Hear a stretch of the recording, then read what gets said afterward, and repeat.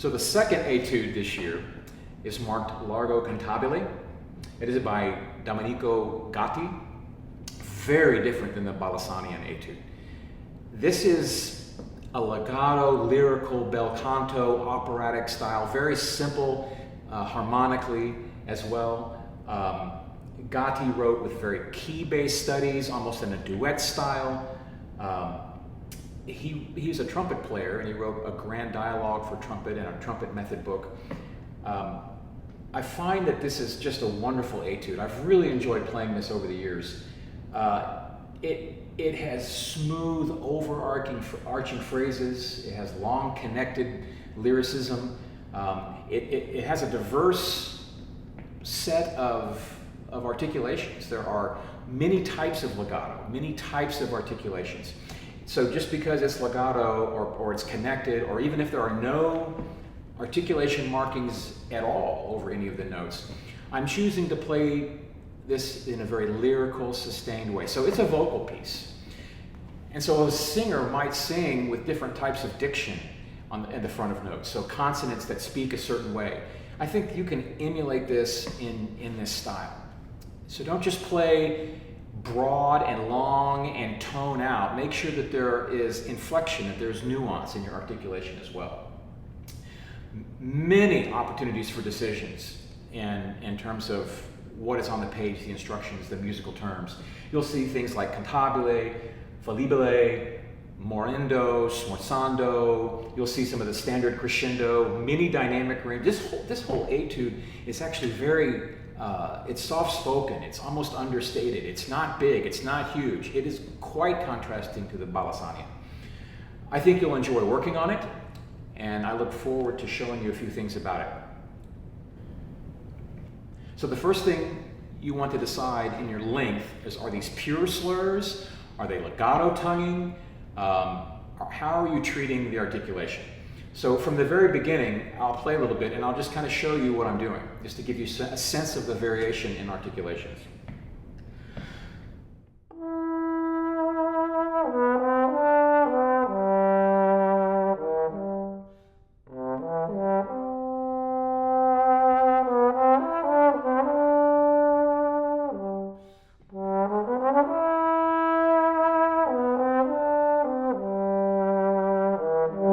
So, for example, the end of that line, the 16th, I'm not playing those separated, I'm not playing them with too much tongue, I'm trying to keep a consistent lyrical phrase in terms of how I'm approaching articulation. I'm using natural slurs at times. I love that. To me, it sounds very vocal and lyrical. There are suspensions throughout, so think about this etude in terms of weak beats and strong beats. There are beats that seem to have emphasis and where we have a release. So I think maturity in music from a young player can be defined by where they place the emphasis. And if you're all about the resolution, I think it sounds a bit juvenile. So really go for that tension. Go for the suspension that's in the music. You'll see that happens throughout this etude.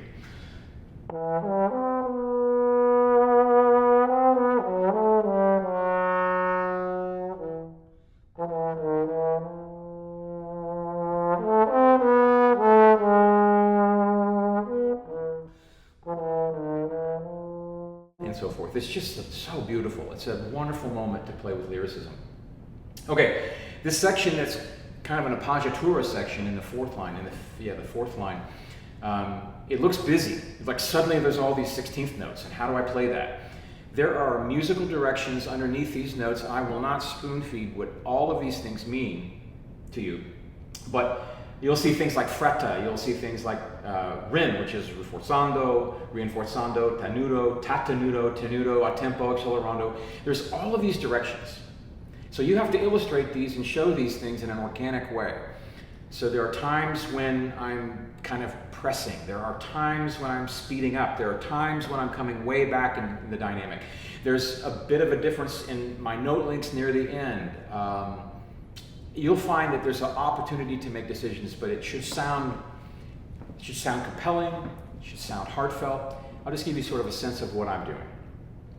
There are fourth positions and there are opportunities to play alternates that will really facilitate, I think, your technique. Watch what I do. I won't discuss them individually, but you can just decide to do those on your own or not.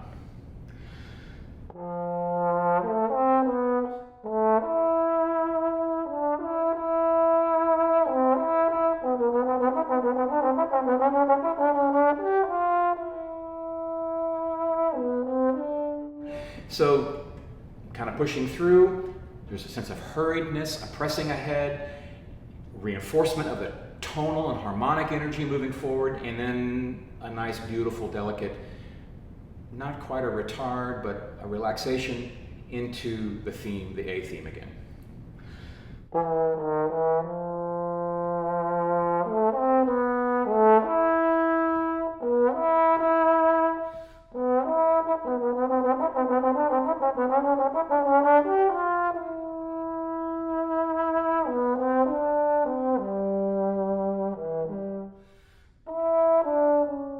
Notice there, I'm actually coming back before crescendo rather than just staying loud all the time. So there's nuance and inflection as a vocalist might do.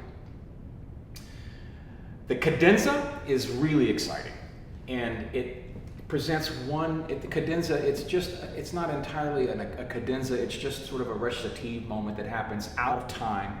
And you can set up the next phrase very beautifully. You have all kinds of opportunities to be musical and expressive. You have many opportunities to be expressive in this miniature cadenza. There's not a lot of instructions in here musically, but I think it's inferred, and you can choose to do what you want. I'll show you how I handle it. The challenging thing about this mini cadenza is the phrasing. I think the phrase, it's really an elision. It continues to go on into sort of a more melismatic, ornamented style. And so don't breathe just because you can. You choose your breathing carefully. I'll show you what I do.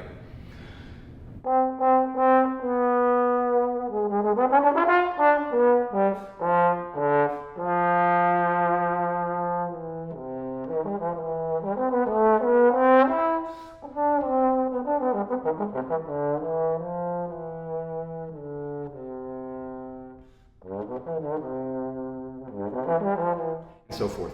So I'm not just breathing after the fermata. I'm connecting these phrases together. This is a wonderful opportunity in this etude to just develop your solo voice. Keep everything long. Try not to play too short.